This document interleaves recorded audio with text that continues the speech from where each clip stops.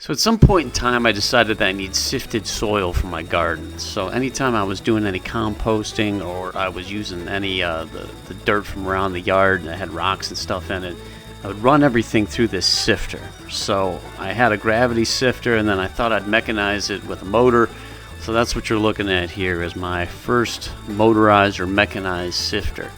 I originally was going to build it with a sump pump motor, but you can see later I swapped it out for a 1/2-inch drill motor, and that was going to be used with a crank to kind of agitate the carriage.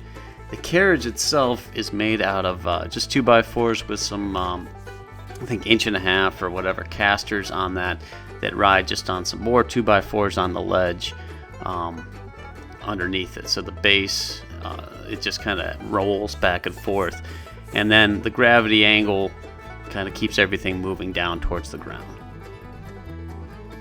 So for some reason I swapped it out for a 1/2-inch drill, and I chucked up inside that a piece of hex, and then I made a crank out of a piece of plate, and you can see that's how it moved and threw it back. I didn't find I needed a ton of throw there, so I think I only have like 1 inch, maybe 2-inch offset, and I just bent some band iron into some brackets and bolted it through with some 3/8 bolts. And then here you can see that I used kind of a fine fencing, you know, whatever that fencing is, to do it, and I just stapled that into the carriage there.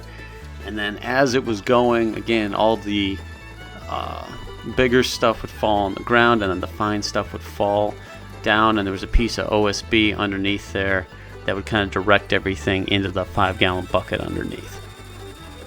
I'm not gonna lie, I don't still have this thing. It took up too much space. It wasn't that it didn't work. It worked great, but it took up a lot of work in my shed. So there's my fine sifted dirt.